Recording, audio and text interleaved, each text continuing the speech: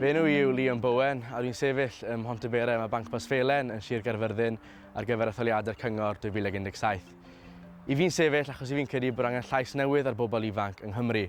Am gormod o amser mae Llywodraeth Llafur wedi gadael y pobl ifanc i lawr ac mae safonau addysg y wlad yn profi hynny. Dyma amser ni i brofi bod y fodol gwell i gael ein cymunedau lleol, a na pham i fi'n sefyll yn Sir Gâr. Be chi'n rhoi, os ydych ti'n sefyll yn gydaes fyd ti? Na, plas newydd fi'n sefyll. O rwstig y teis ac o dryletau'r difennau, mae yna newid ar droed wrth i bobl ifanc ar draws Cymru sefyll yn yr etholiadau dros Blaid Cymru.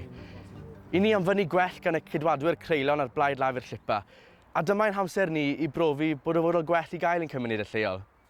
I ni'n barod i gnoco drysau, torchi llewis a profi mae Plaid Cymru yw'r newid sydd ei angen ar Gymru.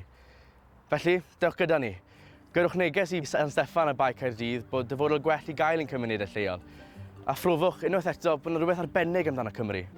Ers i Blaid Cymru cymryd yr awenau yn Sir Gâr, ni wedi dangos beth mae Llywodraeth Plaid Cymru'n gallu wneud. Ond dim ond dechrau yw hyn.